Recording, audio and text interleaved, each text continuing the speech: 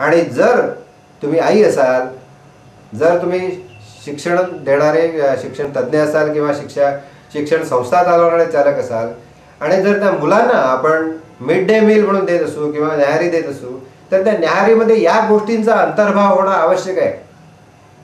आणि जर हा अंतर्भाव असेल तरच त्या मुलांचं आरोग्य हे ती मुलं स्वतः सांभाळू शकतात. म्हणून माझं तर म्हणणं असं आहे की प्रत्येक मुलाला रोज 2 कडुलिंबाची पानं, प्रत्येक मुलाला म्हणजे त्या मुलाला हे कळलं पाहिजे की आपल्याला रोज कमीत कमी 2 कडुलिंबाची पानं, 2 तुळशीची पानं आणि 2 बेलपत्री जी असतात त्याची पानं, 2 ते 4 पानं त्या मुलांना खायला मिळाली पाहिजेत असं त्या मुलांना कळलं पाहिजे. जसं त्या आहाराबद्दल त्यांना कळायला हवं तसं हे सुद्धा त्यांना कळायला हवं, याचे गुण त्यांना कळायला हवेत. आणि मग तुम्हाला सांगतो की त्या सगळ्या शाळांच्या मधून होणारे जे इन्फेक्शन्स आहेत, जंतू संसर्ग आहेत, हे कंट्रोल होऊ शकतात. म्हणून अभ्यासक्रमामध्ये ही गोष्ट अत्यावश्यक आहे की आहारामध्ये आपल्याला काय काय आवश्यक आहे आणि ज्या वनौषधी आहेत त्यांचा उपयोग रोज होत असतो. उदाहरणार्थ हळद.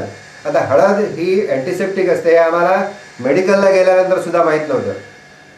परंतु आज माझी अशी खात्री आहे की प्रत्येक मुलाला नर्सरीमध्ये गेल्यापासून, म्हणजे ज्याला आपण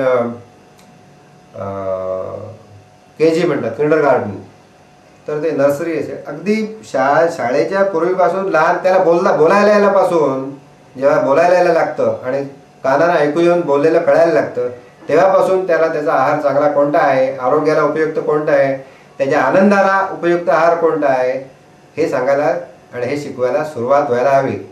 नखं कापणं, आंघोळ करणं, दात घासणं याच्या संदर्भातली माहिती त्याला मिळायला हवी. आणि त्याचप्रमाणे आहार याच्याबरोबरच या वनौषधी जे आहेत, उदाहरणार्थ मिरपूड, त्याच्यानंतर हिरवी मिरची, त्याच्यानंतर गाईचं तूप, त्याच्यानंतर हळद, त्याच्यानंतर हिंग, त्यानंतर लसूण, कांदा, पालेभाज्या, जिरं, या सगळ्या गोष्टी आपल्या रोजच्या आहारात असतात. आणि आपल्याला काय माहिती असते त्याच्याबद्दल, ती माहिती त्या मुलांना मिळणं आवश्यक आहे.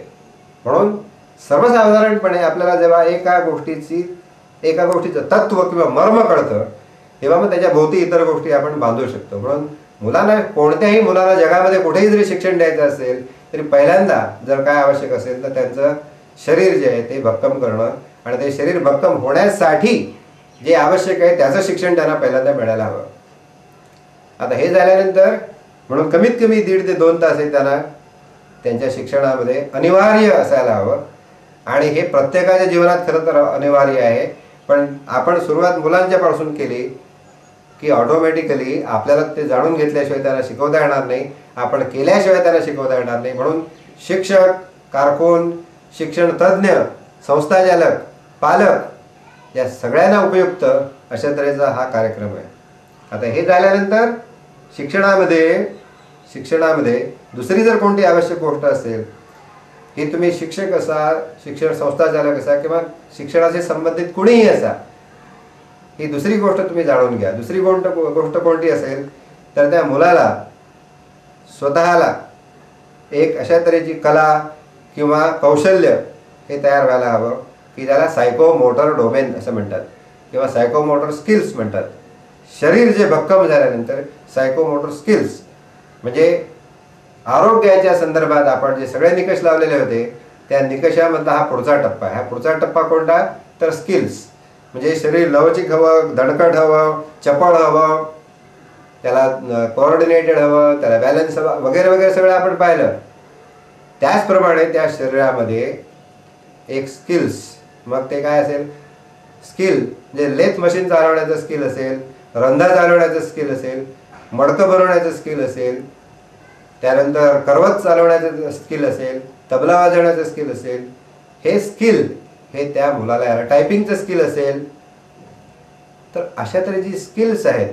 किंवा झाडं लावण्याचं स्किल असेल, त्याच्यावर कलम करण्याचं स्किल असेल, त्याला अळी तयार करणं जे असतात ती असेल, त्याच्यामध्ये खत कोणतं घालायचं, कसं बनवायचं. तर अशा तऱ्हेची जी स्किल्स आहेत, उत्पादक अशा तऱ्हेची जी कौशल्य आहेत, ती उत्पादकता किंवा क्रिएटिव्हिटी म्हणजे सर्जनशीलता, कला आणि कृती कला आणि कृती प्रॅक्टिकल त्यांना याचं किमान 1 ते 1.5 तास किंवा 2 तास त्यांना करता आलं